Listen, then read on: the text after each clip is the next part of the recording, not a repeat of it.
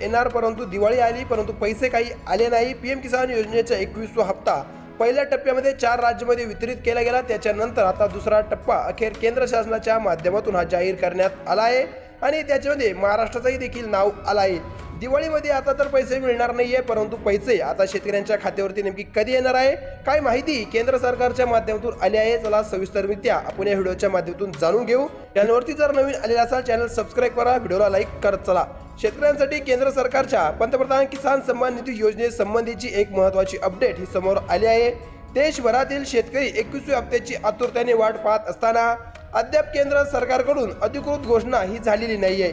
त्यामुळे दिवाळीपूर्व पैसे खात्यात येण्याची शक्यता अत्यंत कमी झाली आहे। या विलंबामुळे अनेक शेतकऱ्यांना सणासुदीच्या काळात आर्थिक अडचणींना सामना करावा लागत आहे। तर दुसरीकडे केंद्र सरकारने काही राज्यांमध्ये 21व्या हप्त्याचे पैसे हे आधीच वितरित केले गेले आहे।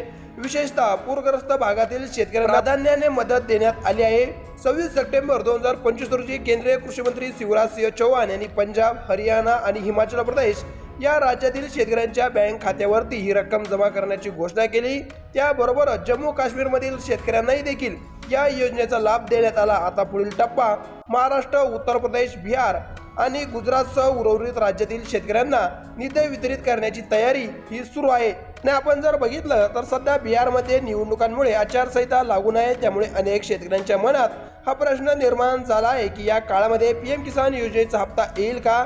तर त्याचं उत्तर असं आहे की आचारसंहिता दरम्यान नवीन योजना ह्या काही सुरू करता येत नाही, परंतु पूर्वीपासून मंजूर असलेल्या योजनेतील निधी वितरणावर बंदी नाही।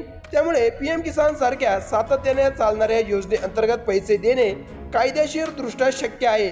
त्या कारणामुळे पीएम किसान योजनेचा हप्ता माध्यमांच्या अहवालानुसार पीएम किसान योजनेचा 21व्या हप्त्यासाठी बिहारमधील निवडणुका 6 आणि 11 नोव्हेंबर रोजी या पार पाडल्या जाणार असून 14 नोव्हेंबर रोजी मतमोजणी होईल। या कारणामुळे पीएम किसान योजनेचा 21वा हप्ता नोव्हेंबरच्या पहिल्या आठवड्यामध्येच येणार असल्याची माहिती आपल्याला आली आहे। धन्यवाद।